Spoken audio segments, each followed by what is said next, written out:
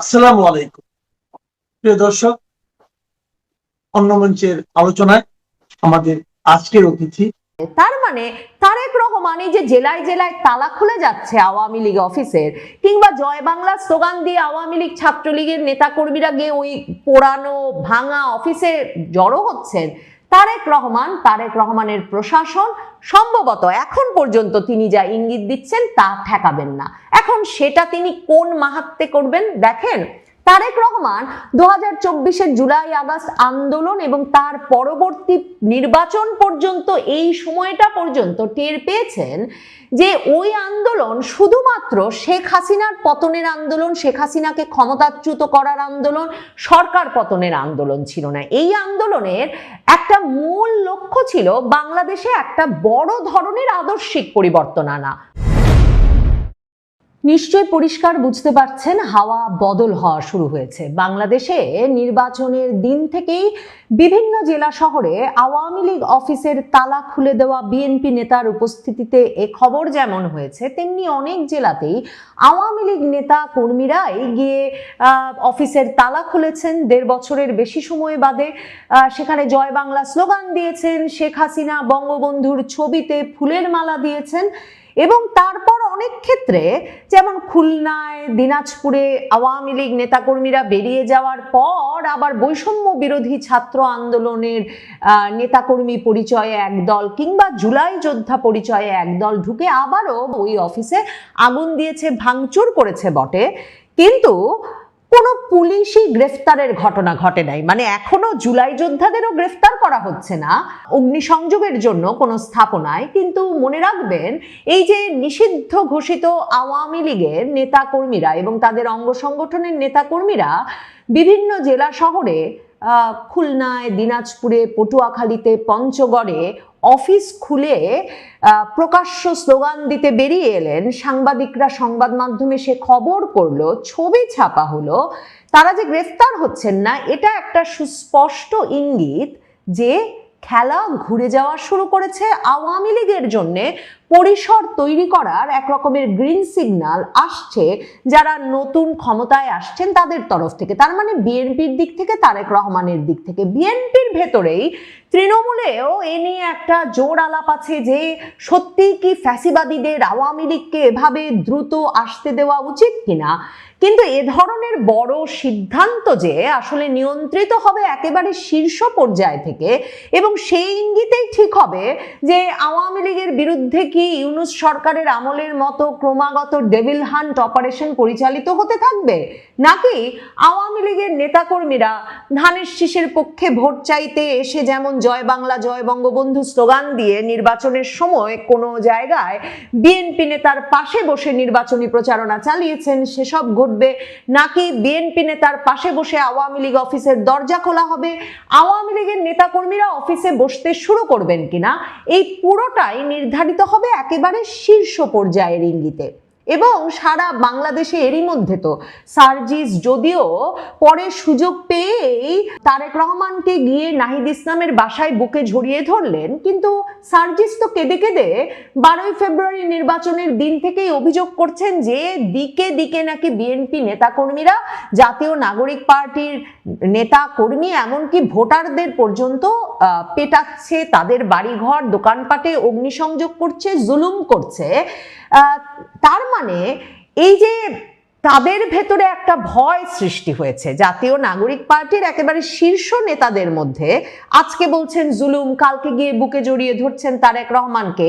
এই যে ভয়, এই যে আতঙ্ক, এই যে আশঙ্কা, সেটা যখন জাতীয় নাগরিক পার্টির ভেতরে আরো জোরে সোরে ঢুকবে, বৈষম্য বিরোধী ছাত্র আন্দোলন জুলাই যোদ্ধা নামে সারা বাংলাদেশে গত 18 মাস ধরে যখন তখন গজিয়ে ওঠা তরুণেরা যখন শান্ত হওয়া শুরু করবেন, মানে নিজেদের নিরাপত্তা নিয়ে শঙ্কিত হবেন, যখন বুঝবেন ক্ষমতার পালাবদল ঘটে গেছে, যখন তখন যেখানে সেখানে আগুন দেওয়া চলবে না, পুলিশ এসে তাদের ধরে ফেলতে পারে, তখন খেলা আরো ঘুরে যাবে। দেখেন 32 নম্বরে লোক যাওয়া শুরু হয়েছে।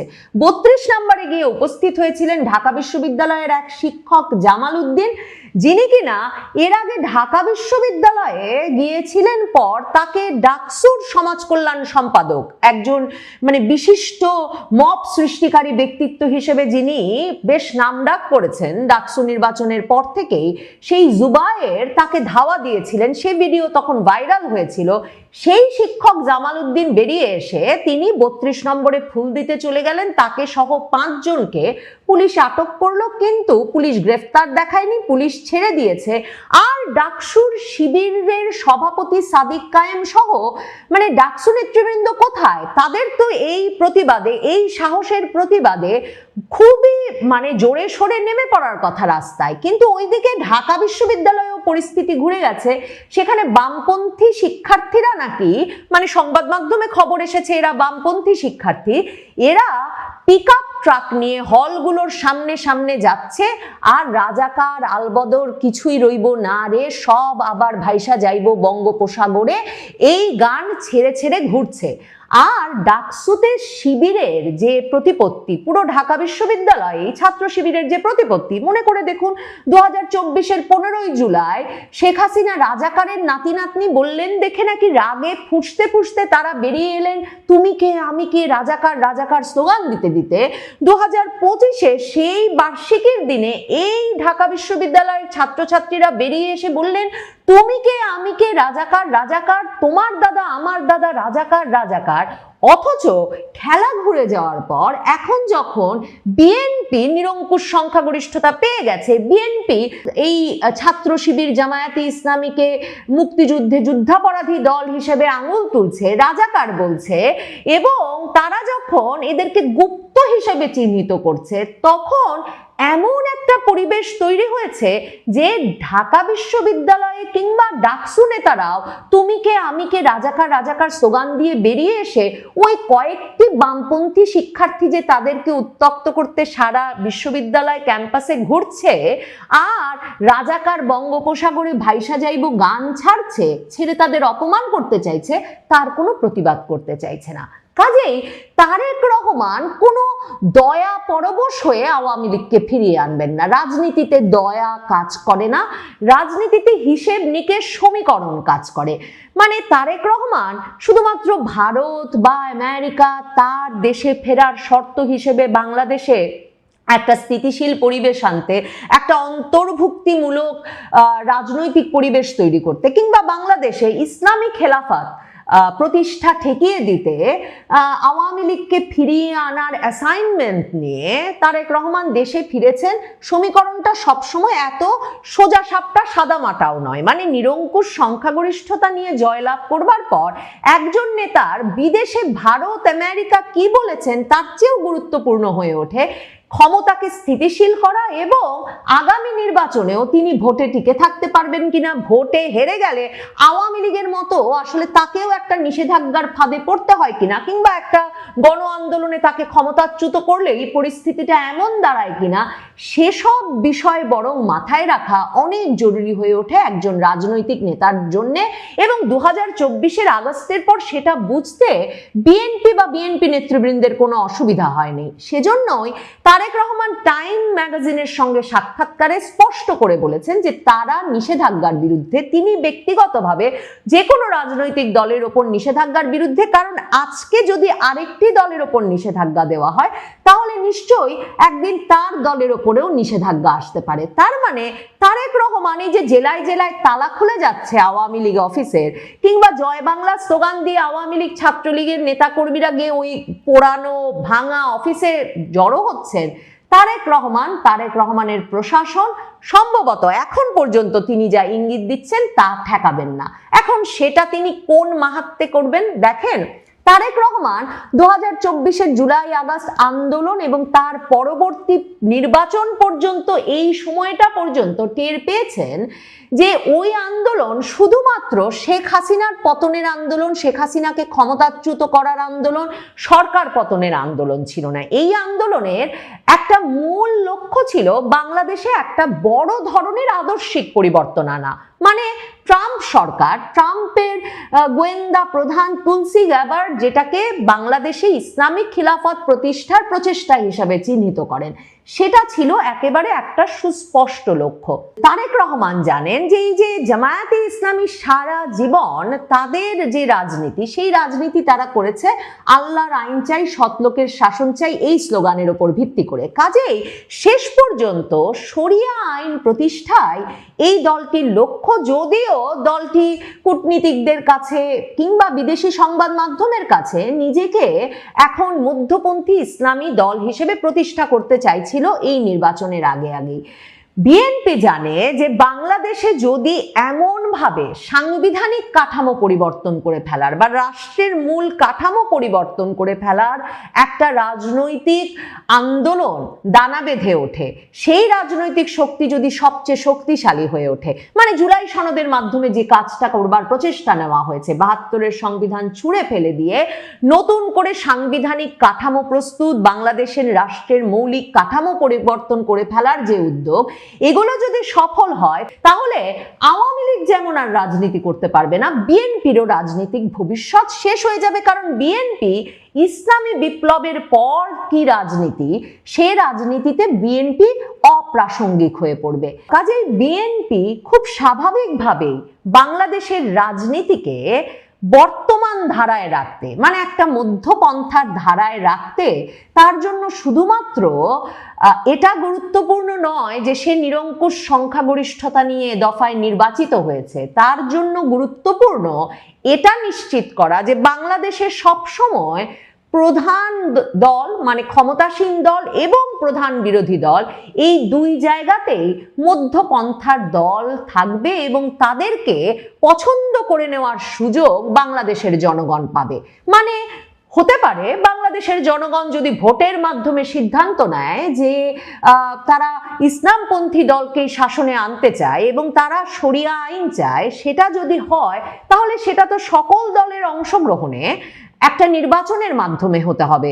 সেটা তো এমন নির্বাচনের মাধ্যমে হতে পারে না যে এক সময় হয়তো বিএনপি সরকারে থাকতে থাকতে বাংলাদেশের মানুষ বিএনপি সরকারের উপর বিরক্ত হলো এবং তারপর তারা, সেটা 1 বছর পরে হতে পারে, সেটা 5 বছর পরে হতে পারে, বিএনপি সরকার জানে যে যারা ইসলামী বিপ্লবটি ঘটাতে চাইছিল তাদের এখনো অসমাপ্ত সেই কাজ, সেই স্বপ্ন রয়ে গেছে।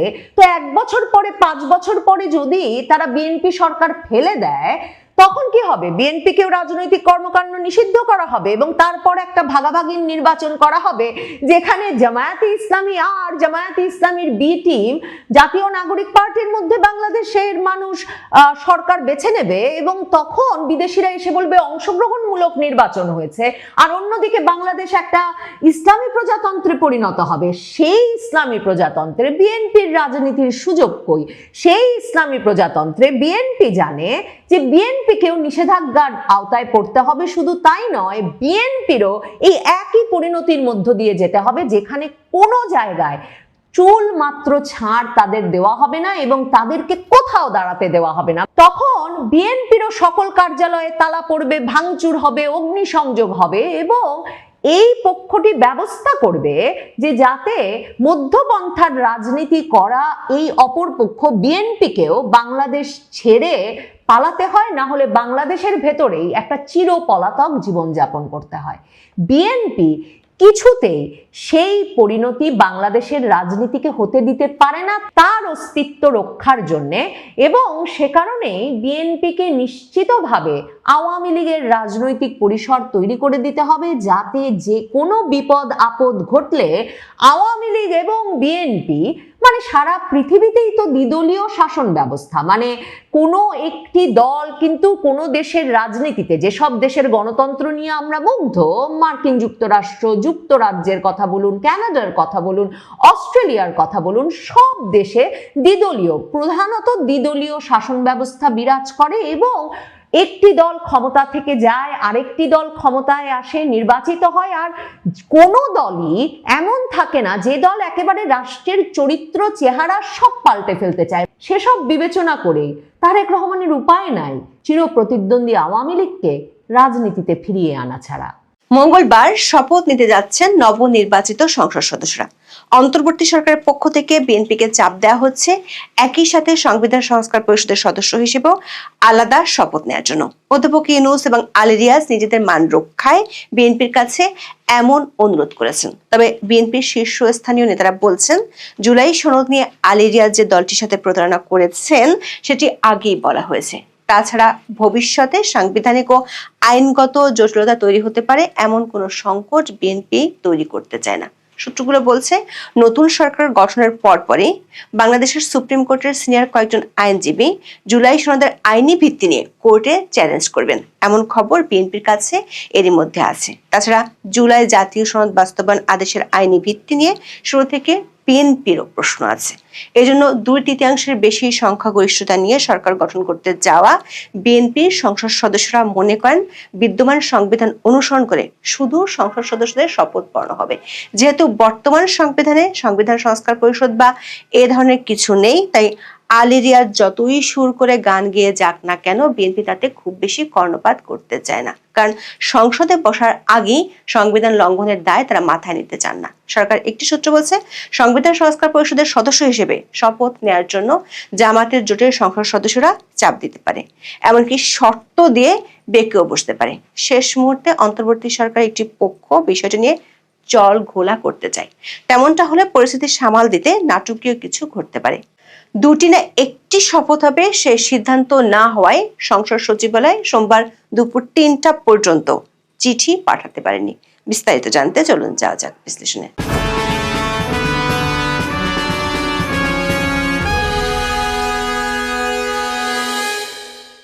ত্রয়োদশ জাতীয় সংসদ নির্বাচনে নির্বাচিত সদস্যরা মঙ্গলবার সংসদ সদস্য বা এমপি হিসেবে শপথ নেবেন। বিকেলে জাতীয় সংসদের দক্ষিণ প্লাজায় এই শপথ অনুষ্ঠিত হবে। এজন্য সংসদ সচিবালয় প্রস্তুতি নিচ্ছে। অন্তর্বর্তী সরকার চায় একই সঙ্গে নতুন সংসদ সদস্যরা সংবিধান সংস্কার পরিষদের সদস্য হিসেবেও আলাদা শপথ দিবেন। সংসদ সদস্যরা শপথ নেওয়ার পর শপথ বইয়ে সই করেন। শপথ নেওয়ার নির্ধারিত ফর্ম আছে, এগুলো আসন ওয়ারি প্রস্তুত করা হচ্ছে। এছাড়া জুলাই সনদ বাস্তবায়ন আদেশের তফসিলে আছে সংবিধান সংস্কার পরিষদের সদস্যদের শপথ নেওয়ার ফর্ম। সেটি অনুসারে সংসদ সদস্যরা দ্বিতীয় শপথ নেবেন এমন প্রস্তুতি নেওয়া হচ্ছে। সংসদ সচিবালয়ের একাধিক সূত্রে জানা গেছে, বর্তমান যে অবকাঠামোগত অবস্থা তাতে 297 জন এমপিকে একসাথে শপথ পড়ানো নাও হতে পারে। প্রথমে বিএনপি সংসদ সদস্য এবং পরের ধাপে বাকিদের শপথ পড়ানো হতে পারে। নির্বাচনের ফলাফল ঘোষণার পর নিজ থেকে প্রেস কনফারেন্স ডেকে প্রধান উপদেষ্টার বিশেষ সহকারী আলী রিয়াজ দাবি করেন, জুলাই সনদ বাস্তবায়ন প্রশ্নে বেশিরভাগ ভোটার সম্মতি দেওয়ায় নির্বাচিত সংসদ সদস্যদের দুটি শপথ নিতে হবে। তিনি বলেছেন, জুলাই জাতীয় সনদ বাস্তবায়ন সংবিধান সংস্কার আদেশ 2025-এ বলা হয়েছিল জাতীয় সংসদের নির্বাচিত সদস্যদের দ্বারাই সংবিধান সংস্কার পরিষদ গঠিত হবে এবং জাতীয় সংসদের নির্বাচিত সদস্যরা দুটো শপথ গ্রহণ করবেন। একটি হচ্ছে জাতীয় সংসদের সদস্য হিসেবে এবং আরেকটি হচ্ছে সংবিধান সংস্কার পরিষদের সদস্য হিসেবে। সংসদ সচিবালয় সূত্রে জানা গেছে, সরকার ইচ্ছা পূরণ করতে নির্বাচিতদের দুটি শপথের বিষয়ে প্রস্তুতিও নিচ্ছে জাতীয় সংসদ সচিবালয়। কিন্তু শেষ পর্যন্ত মঙ্গলবার দুটি শপথ হবে কিনা বা জুলাই জাতীয় সনদের সংবিধান সম্পর্কিত সংস্কার প্রস্তাবগুলোর বাস্তবায়নে এখনই সংবিধান সংস্কার পরিষদ গঠন করা হবে কিনা তা নিয়ে কিছুটা সংশয় আছে। সংসদ সচিবালয় সূত্রে জানা গেছে, তারা দুটি শপথের চিঠির ড্রাফট বা খসড়া তৈরি করে রেখেছেন, কিন্তু এখনো সংসদ সদস্যদের কাছে পাঠাননি। সরকারের গ্রিন সিগন্যালের অপেক্ষায় আছেন তারা। সরকার থেকে বার্তা পাওয়ার পরেই তারা চিঠি পাঠাবেন। সরকার একাধিক সূত্র বলছে, অধ্যাপক ইউনূস এবং আলী রিয়াজ বিএনপির শীর্ষ নেতৃবৃন্দকে অনুরোধ করেছেন দুটি শপথ নেওয়ার জন্য, কিন্তু বিএনপি নীতি নির্ধারক এখনো এ বিষয়ে কোনো সিদ্ধান্ত জানায়নি। বিএনপি থেকে নির্বাচিত 3 জন সংসদ সদস্য এবং দলটির শীর্ষস্থানীয় কয়েকজন নেতা বলেছেন, মঙ্গলবার দলটি থেকে নির্বাচিত 209 জন এবং তাদের মিত্র দলের 3 জন সংসদ সদস্য হিসেবে শপথ নেওয়ার পর সংবিধান সংস্কার পরিষদের সদস্য হিসেবে শপথ নাও নিতে পারেন। শেষ পর্যন্ত এমনটা হলে সংবিধান সংস্কার পরিষদ গঠনের বিষয়টি ঝুলে যেতে পারে, কারণ জুলাই জাতীয় সনদ বাস্তবায়ন আদেশের আইনি ভিত্তি নিয়ে শুরু থেকে বিএনপির প্রশ্ন আছে। বিএনপির একাধিক সূত্র বলছে, দলটির কাছে খবর আছে জুলাই সনদ ও বাস্তবায়ন প্রক্রিয়া এবং গণভোট নিয়ে খুব শিগগিরই উচ্চ আদালতে রিট করতে পারেন কয়েকজন সিনিয়র আইনজীবী। সেটি হলে আইনগত জটিলতায় পড়ে যেতে পারে নতুন সংসদ। এই জটিলতা এড়াতে বিএনপি সংবিধান সংস্কার পরিষদ সদস্যদের শপথ নিয়ে কিছুদিন অপেক্ষা করতে চায়। বিএনপির সিনিয়র নেতারা বলছেন, শেষ পর্যন্ত জুলাই সনদ স্বাক্ষরে যেভাবে বাধ্য করা হয়েছিল সেটি ছিল প্রতারণা। ঐক্যমত্য কমিশনের বৈঠকে বলা হয়েছিল, যেসব বিষয়ে নোট অফ ডিসেন্ট আছে সেগুলো জুলাই সনদে উল্লেখ থাকবে এবং যে দল ক্ষমতায় যাবে তারা সেগুলো বাস্তবায়ন করতে না চাইলেও পারবে। বিএনপি নেতাদের অভিযোগ, শেষ পর্যন্ত আলী রিয়াজ এক ধরনের ব্ল্যাকমেল করে জুলাই সনদে স্বাক্ষর নিয়েছে। রাজনৈতিক দলগুলোর সঙ্গে জাতীয় ঐক্যমত্য কমিশনের আলোচনার মাধ্যমে বিভিন্ন খাতের 84টি সংস্কার প্রস্তাব নিয়ে ঐক্যমত্য ও সিদ্ধান্ত হয়েছিল। সেগুলো নিয়ে তৈরি করা হয় জুলাই জাতীয় সনদ। এর মধ্যে 48টি প্রস্তাব সংবিধান সম্পর্কিত, এগুলো বাস্তবায়নে গণভোট হয়েছে। সংবিধান সম্পর্কিত প্রস্তাবগুলো বাস্তবায়নের 3টি স্তর, ইতিমধ্যে 2টি স্তর পার হয়েছে। প্রথমত, আইনি ভিত্তিতে গত বছরের 13ই নভেম্বর জুলাই জাতীয় সনদ সংবিধান সংস্কার বাস্তবায়ন আদেশ জারি করেন রাষ্ট্রপতি। বাস্তবায়নের দ্বিতীয় স্তরে গত 12ই ফেব্রুয়ারি গণভোট হয়েছে। এতে হ্যাঁ জয়ী হয় তৃতীয় স্তর শুরু হওয়ার কথা। এই স্তরে জুলাই সনদের সংবিধান সম্পর্কিত প্রস্তাবগুলো বাস্তবায়নে সংসদ সদস্যদের সমন্বয়ে সংবিধান সংস্কার পরিষদ গঠনের কথা বলা আছে আদেশে। প্রধানমন্ত্রীর একচ্ছত্র ক্ষমতা কিছুটা কমানো, কিছু নিয়োগে রাষ্ট্রপতির ক্ষমতা বাড়ানো, আইনসভা দ্বিকক্ষ বিশিষ্ট করা, সাংবিধানিক প্রতিষ্ঠানে নিয়োগের পদ্ধতি সরাসরি সংবিধানে যুক্ত করার মতো বেশ কিছু গুরুত্বপূর্ণ সংস্কার প্রস্তাব আছে জুলাই সনদে। এর মধ্যে উচ্চকক্ষের গঠন পদ্ধতি সহ কিছু গুরুত্বপূর্ণ প্রস্তাবে নোট অফ ডিসেন্ট বা ভিন্ন মত দিয়েছিল বিএনপি। দলটি তাদের নির্বাচনী ইশতেহারে নিজেদের সাংবিধানিক সংস্কার প্রস্তাবগুলো রেখেছিল। জুলাই জাতীয় সনদ বাস্তবায়ন আদেশে বলা হয়েছে, সংসদ নির্বাচনের ফল ঘোষণার 30 পঞ্জিকা দিবসের মধ্যে যে পদ্ধতিতে সংসদের প্রথম অধিবেশন আহ্বান করা হবে, একই পদ্ধতিতে পরিষদের প্রথম সভা আহ্বান করা হবে। সংস্কার পরিষদের প্রথম অধিবেশনের প্রথম বৈঠকে পরিষদের সদস্যরা সভাপ্রধান ও উপসভাপ্রধান নির্বাচন করবেন। সংবিধান সংস্কার পরিষদ প্রথম অধিবেশন শুরুর তারিখ থেকে 180 কার্য দিবসের মধ্যে জুলাই জাতীয় সনদ এবং গণভোটের ফলাফল অনুসারে সংবিধান সংস্কার সম্পন্ন করবে এবং তা করার পর পরিষদের কার্যক্রম শেষ হবে। তবে এই সময়ের মধ্যে সংবিধান সংস্কার সম্পন্ন না হলে কি হবে তা আদেশে উল্লেখ নেই। কিন্তু 2/3 বেশি সংখ্যাগরিষ্ঠতা নিয়ে সরকার গঠন করতে যাওয়া বিএনপির শীর্ষ নেতারা মনে করছেন, বিদ্যমান সংবিধানে যা আছে সেটা অনুসরণ করাই যৌক্তিক হবে। বিদ্যমান সংবিধানে শুধু সংসদ সদস্যদের শপথের কথা বলা আছে, সংবিধান সংস্কার পরিষদ বা এ ধরনের কিছু নেই। যদি সংবিধানে কখনো এটি ধারণ করা হয় তখন এরকম শপথের বিষয়টি আসবে। দলগুলোর সঙ্গে সাবেক জাতীয় ঐক্যমত্য কমিশনের আলোচনায় এ ধরনের একটি পরিষদ গঠনের বিষয়টি এসেছিল।